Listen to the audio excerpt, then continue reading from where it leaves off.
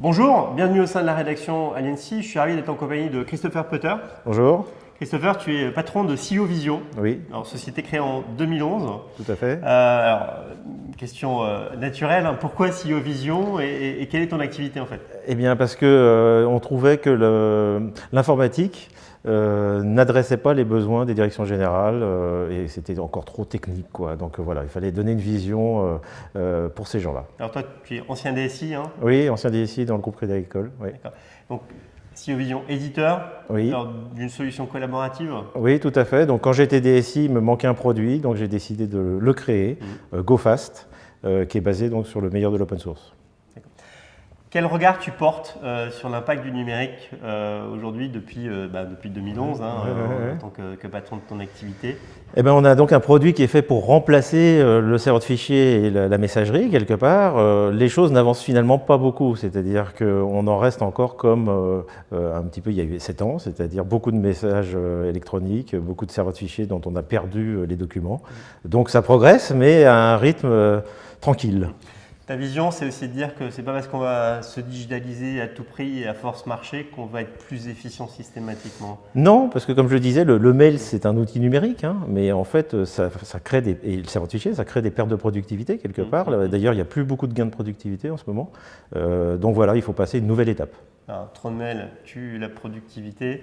Ceci, on a beaucoup de mal. Alors, on a quand même vu un foisonnement de solutions collaboratives qui émergent aujourd'hui avec des concurrents frontaux, que ce soit Microsoft ou Google. Quel regard tu portes sur cette accélération de ces solutions aujourd'hui? Eh bien, il y en a beaucoup qui sont faites par des techniciens pour des techniciens quelque part. Et donc nous, on met l'utilisateur au centre de la plateforme. Donc l'expérience utilisateur, la facilité d'utilisation est dans tous les départements de l'entreprise. C'est pas ce qu'on trouve chez nos concurrents. Et c'est là où tu portes une vision liée à ce projet, c'est de se poser les bonnes questions. Enfin, déjà, collaborer, pourquoi faire? Et toi, le point cristallisant que tu as souhaité traiter, c'est vraiment le document, la collaboration du document. En fait. Alors, il y a les outils, donc comme tu dis, hein, il y a une foisonnement d'outils collaboratifs, de chat, de gestion de tâches, de réseaux sociaux d'entreprise, etc. Mais nous, notre constat, c'était qu'en fait, il fallait partir du document. On travaille au quotidien sur des contenus, sur des documents, et il fallait que la plateforme valorise d'abord cette partie-là, et on collaborerait naturellement autour. Donc c'est un outil de productivité centré sur la partie contenu. Et ça, c'est vraiment, y compris dans l'efficience des entreprises, cette logique de vraiment avoir ce lien entre documents, parce qu'il n'y a pas nécessairement, ta vision de solution, on peut vraiment produire en commun un document, on a plein de solutions pour versionner, mais ce n'est pas nécessairement très souple. Oui, c'est la gestion des versions, c'est maintenant la tendance, c'est la coédition en temps réel de documents Word, de documents Excel, ça fait gagner énormément de temps.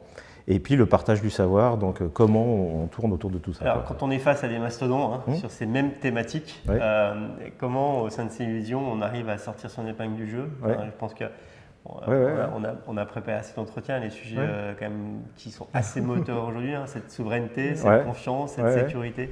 Oui, alors donc déjà l'open source, a le vent en poupe, réduction de coûts, etc.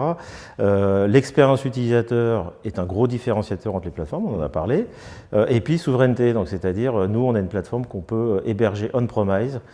Et donc c'est le choix, c'est flexible. C'est flexible, ça peut être aussi avec des partenaires hébergeurs, souverains, etc. Mais on sait où sont les données stratégiques de l'entreprise.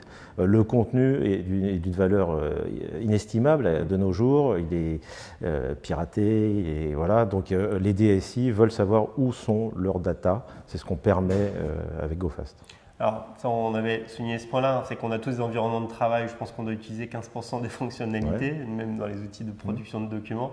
Donc aujourd'hui, vous êtes vraiment recentré sur cette approche vraiment à forte valeur. Oui. Donc, je pense que vos utilisateurs utilisent 90% de vos Oui, voilà, parce qu'une de nos devises, c'est Simple is Beautiful, c'est-à-dire que ça ne sert à rien de faire 50 outils si jamais ils ne sont pas utilisés, ou Word, donc il y a 90% des fonctionnalités qui ne sont pas utilisées, il faut faire moins et facile d'utilisation. Pareil pour les workflows, pour toutes les fonctionnalités. Cette approche très efficiente, aujourd'hui, vous permet quand même d'avoir signé des références assez significatives, des structures publiques, pas mal déjà. Oui, donc l'AIFE, du ministère des Finances, nous a fait confiance pour gérer la documentation de Chorus, qui est l'ERP de l'État. Donc c'est quelque chose de très important. On a une agence fédérale en Belgique qui a fait un déploiement mondial de notre plateforme. On a des conseils départementaux, des conseils régionaux et puis des entreprises privées aussi, bien sûr. Botanique a été les premiers à nous faire confiance en 2012 et bien d'autres. D'accord. Alors, quand aujourd'hui il n'y a pas d'alternative à des solutions mondiales de collaboration, c'est pas vrai. Voilà. Il y a des acteurs français qui innovent, qui vivent plutôt bien, qui se développent, avec des vraies ambitions aujourd'hui aussi à l'international. Oui, tout à fait.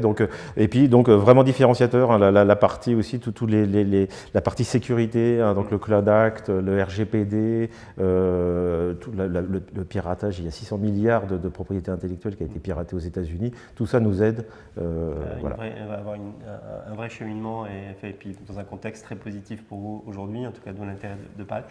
Alors, cette rubrique, elle s'appelle Coup de boost. Donc, c'est quoi les accélérateurs pour toi aujourd'hui?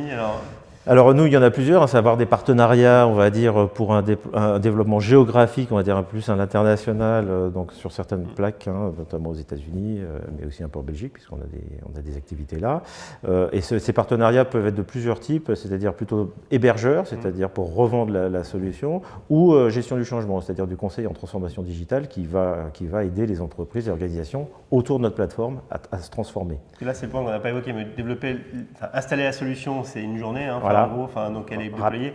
Par contre, l'accompagnement au changement, c'est là où toute la valeur autour de la solution aujourd'hui. Et c'est là, on est dans le dur du sujet après, c'est-à-dire que la partie technique, ça ne doit pas être un problème. Et après, il va falloir transformer les personnes qui travaillent mail, messagerie depuis 30 ans vers une plateforme comme la nôtre. Là, ce sont les vrais enjeux. Et voilà, quelle que soit la solution aujourd'hui, si on ne passe pas par cette clarification de qui doit travailler sur tel document, d'avoir des moteurs de règles. Savoir comment on organise les contenus, les process, c'est clé.